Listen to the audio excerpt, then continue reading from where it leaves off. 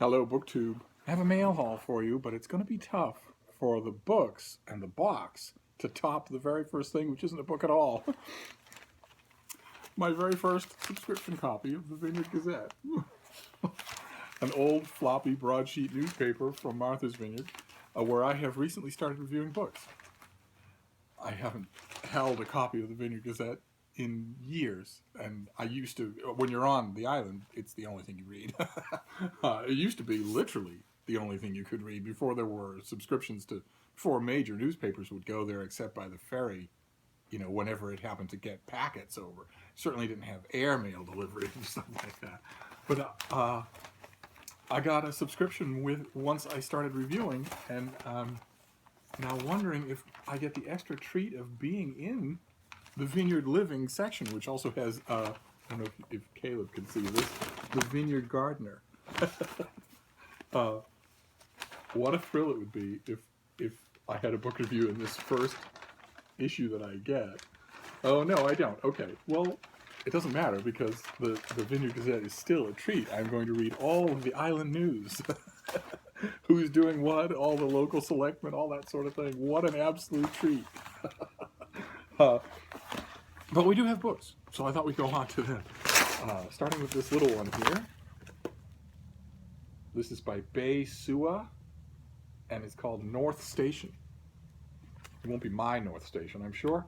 Boston used to have a thing called North Station. It was infamous, but it holds dear memories.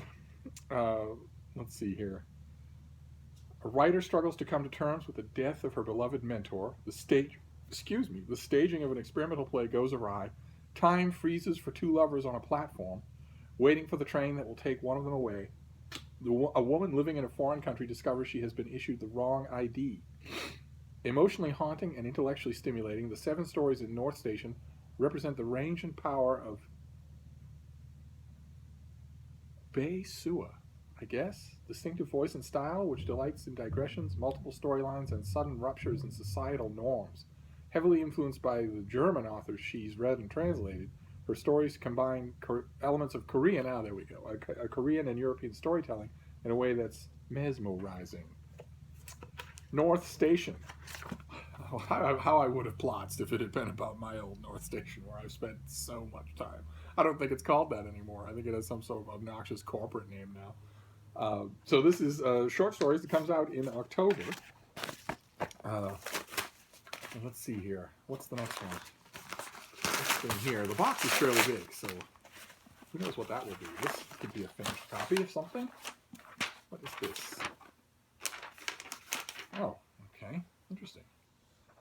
This comes out in mid-November. Very strange not to get an October book. Nice for my October shelf to get a little relief. This is by David Goldfield, and it's called The Gifted Generation. When Government Was Good. Almost afraid to find out when the author thinks that was. This book is a fresh interpretation of post-World War II America. The author examines the generation immediately after the war.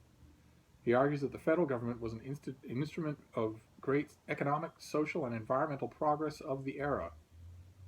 Following the sacrifices of the greatest generation, the returning vets and their children took the unprecedented economic growth and federal activism to new heights. So this explores the presidencies of Harry Truman, Dwight Eisenhower, and Lyndon Johnson.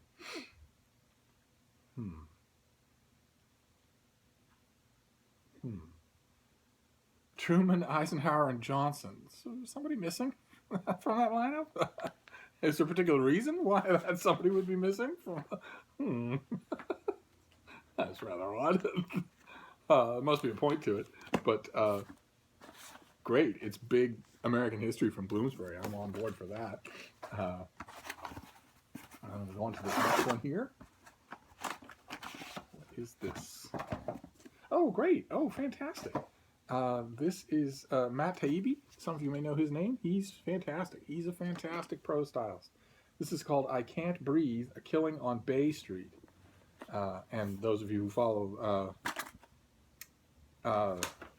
the Chronicle of American Police Brutality will know exactly what's meant by that. It was the last words of... okay, so this comes out in late October. Did get an advanced copy of this. This is going to be very difficult reading. On July 17th, 2014, a 43-year-old black man named Eric Garner died on a Staten Island sidewalk after a police officer put him in what has been described as an illegal chokehold during an arrest.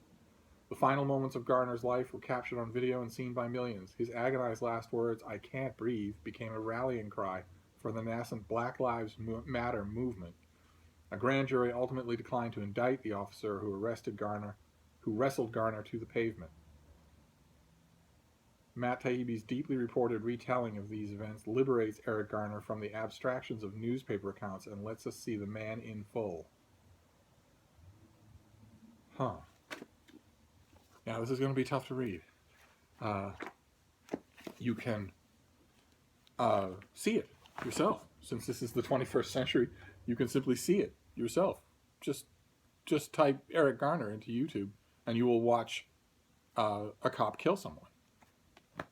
Grab him from behind. I don't know what that has been described as. The chokehold that the cop used is illegal in New York, especially. It's explicitly prescribed from the New York City Police Department. They're not allowed to use it, and it wasn't during an arrest. The arrest had yet to happen. It was during a heated conversation.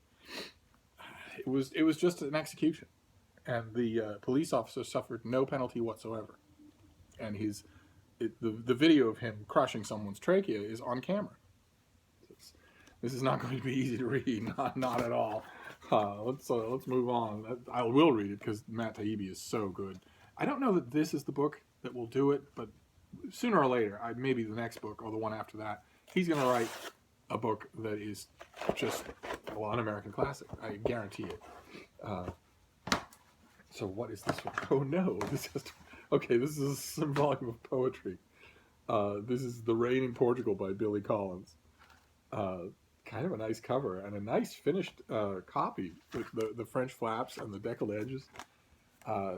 Not for me. Contemporary poetry just in general, and Billy Collins almost exclusively in particular. This comes out in late October, but I have Open Letters Monthly, the literary journal, where I am the managing editor, has a poetry editor. So I will just send it to her, and she can deal with it herself. And then we have the box here. What is this? Heavy, whatever it is. Oh my. Oh, goodness gracious. Oh, okay. Fantastic. Didn't know this was coming. Okay, this is in late October. Look at the size of it. This is Russia in Flames by Laura Engelstein.